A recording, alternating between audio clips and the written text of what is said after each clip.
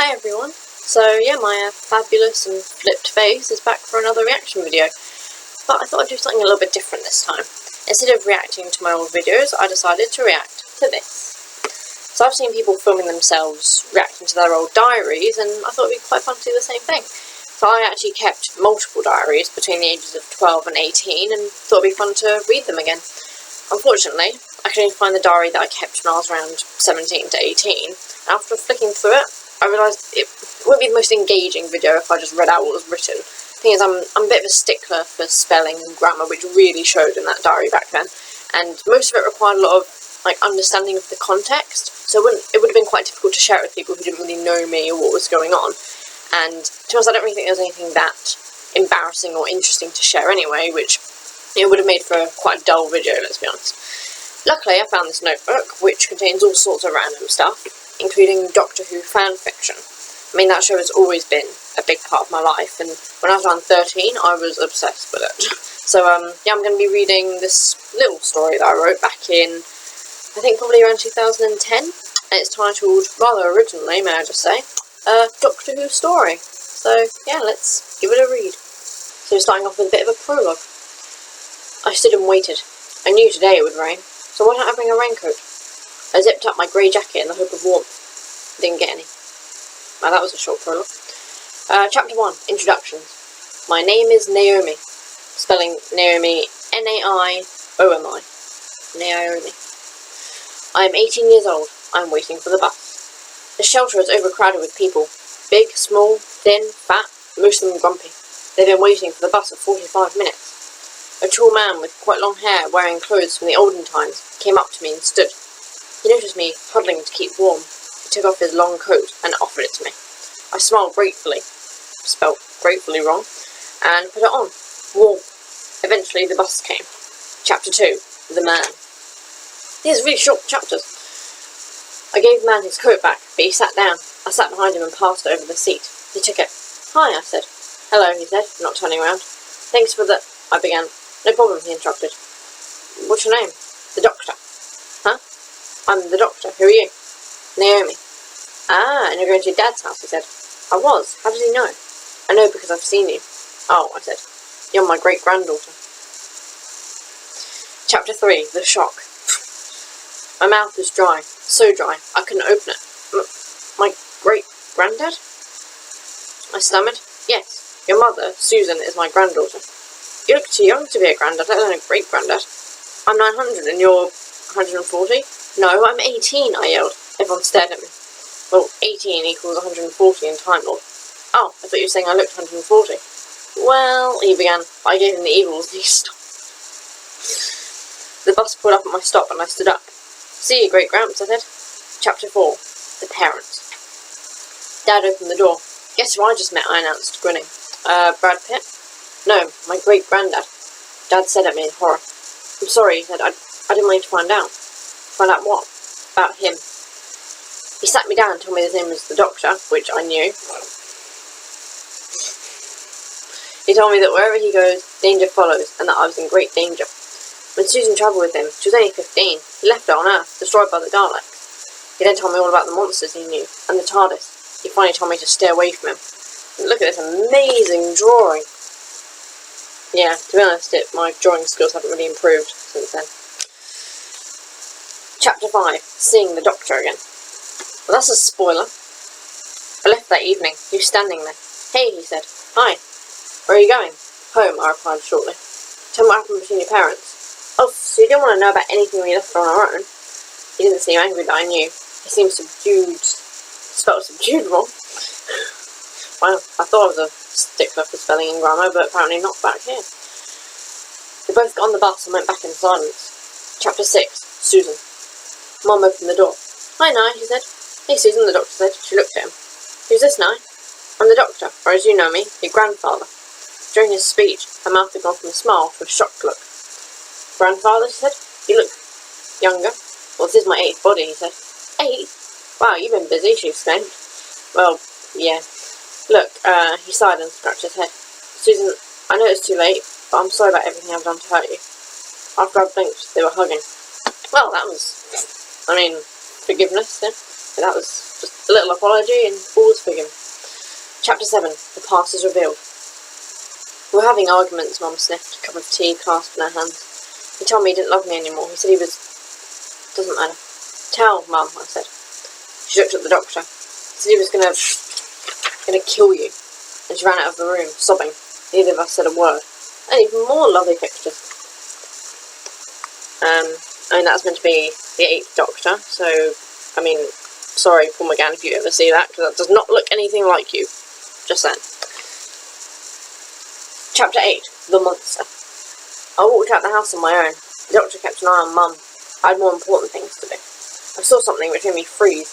The sight sent shivers down my spine. There was nothing there. Really? A beautiful woman with long, light brown hair and wearing a beautiful dress came up to me. Yeah, I need a bit more range in terms of adjectives, because, yeah, beautiful... it's a quite a nice adjective, but I could use the thesaurus or something. And as I saw the person she was with, my heart skipped a beat. It was Dad. He wasn't having a relationship, I thought, as I noticed the ropes. He was being held hostage. What even is this? What are you doing? I called as the woman dragged Dad along the pavement. And is there no one else there? I just noticed this woman dragging some man along the road, tied up. She turned around. Get away, Dad yelled. I ignored him. Who are you? I asked. She's the Rani, a voice said. I turned around expecting the doctor, but it wasn't. It was Mum. Chapter 9. The Rani. Mum? I said. How do you know? She didn't seem to hear me. I debated whether to ask her again, but I decided against it. Long time no see, another voice said. I turned around and the doctor was there looking grim. And you are? The Rani asked. And the doctor. Her face went paler and she gulped. Hello, she said. What are you doing here? He asked. I should ask you the same thing. He looked at me, then Mum, then Dad, then at me again. I'm visiting family, he said. Family? She raised an eyebrow. I stood forward. Who exactly are you? How do you know the doctor? Old enemy, she said. You? He's my great-granddad, I announced proudly. She disappeared. And even more lovely, lovely, lovely drawings. Yeah, impressive. Chapter 10. The Search. Mum looked around wildly. Where did she go? No one said a thing. I ran, taking off at full speed across the road. I looked around and a bus was in front of me. No one ever taught her about road safety at home. Time seemed to slow down, and I heard, no! Too late. As the bus hurtled towards me, I heard an evil laugh. Chapter 11. The worst is yet to come. I woke up. I was in my bed. I checked my clock. It showed 16:45. That was the time I was at Mum's with the doctor. I went downstairs and the doctor and Mum were there, but that wasn't it. The Rani stood laughing. I stared at her. Nye, Mum said, looking at me confused. Can't you see her? I asked. Eyes fixed on that beautiful woman. His hypnotic green eyes sucked me in. I could spell hypnotic correctly, but I couldn't spell grateful or gratefully. Who? The doctor said. The Rani, I said, grinning. All I wanted to do was destroy. Oh, that took a turn. Chapter 12. The Revenge. They escaped. They ran off as fast as they could go. And who are they running from? Not the Rani. Me. Second part. In big capital letters. Second part. Chapter 1. The Revenge. Part 2. So what did I do? I ran after them. I caught Mum, but the doctor kept going. He went towards Dad's house, and as he saw me catching up, he banged the knocker onto the door. I was so close to him I could get him. Then I fell. Chapter 2. Back to basics. I woke up.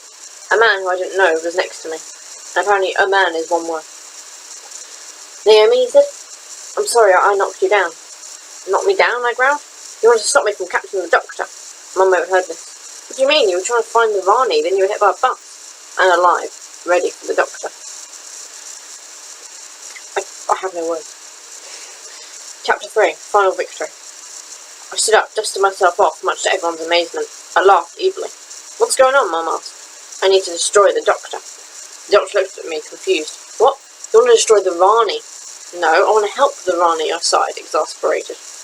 Again, I could spell exasperated, but grateful. No, can't possibly spell that correctly. You don't get it, I said. The Rani is a secret. Many of them. Like what? Asked Dad. She's told me a few. One of them is about me. What is it? The doctor asked. I looked at Mum. You're not my mum, I said. Everyone went silent. Then who is? She asked. I looked at the person coming up to me. I nodded at her. Her, I said, pointing at the person. It was the Rani. This is like a soap opera with all the twists and turns. It's amazing. You ain't my mother. Wait, is that copyrighted? Chapter 4, Coming Out. Well, this definitely takes a turn. Mum, or should I say Susan, stared at me, white as snow. The Rani put her arm around me and hugged her around the waist. What? Dad, or should I say John, said, breaking the silence. Susan ran away, sobbing. The doctor glared at me, then followed. Come on, Nye, the Rani, now Mum, said, pulling my hand. I followed. I don't know why I put in brackets with these characters, like the roles changing. It just made it more confusing. She opened the door and announced grandly, This is our home. I blinked. The sight of it surprised me. It was not what I had expected. It was empty. Chapter 5, Moving On. Mum put her arm around me. Like it? She asked with a huge smile, white teeth, perfect, gleaming. I was puzzled. I spelled puzzled wrong. Why am I saying that as if it's a good thing? How could I like an empty house? Like it? I love it, I announced. That wasn't what I meant to say. I'll show you the rest, she said. I sighed. What would I see? More empty rooms? Great. But I was wrong. Not exactly a real home, a big machine thing.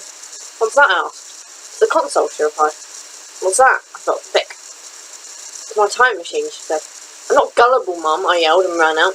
I ran across the road to Mum's house, my real Mum's house. I knocked on the door. Dad opened it.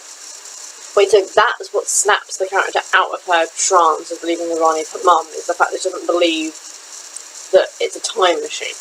She thinks her mum's lying to her. Wow. Chapter 6, Fresh Start.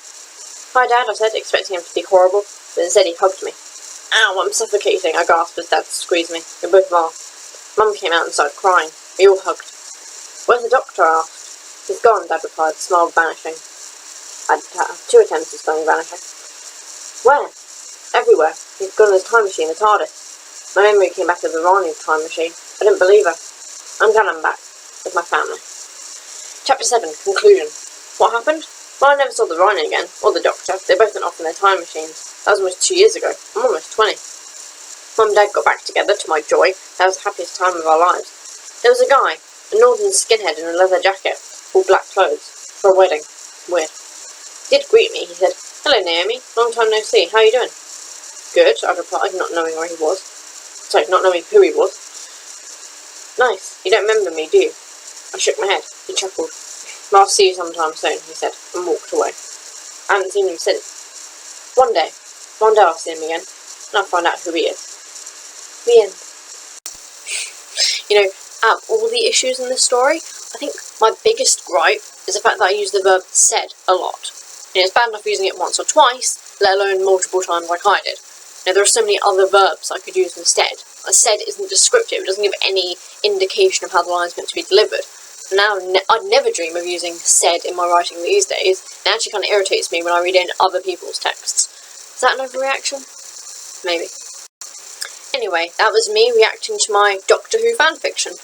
What a journey that really was. If you enjoyed this video, please give it a thumbs up, subscribe to the channel if you haven't already, and let me know in the comments whether you'd like to see more videos like this, or whether I should just stick to the tributes so that you don't have to hear my mumbling anymore. In the meantime, keep an eye out for my other videos, which I try and upload once a week, although that's not always a guarantee. And thanks again for watching, and take care.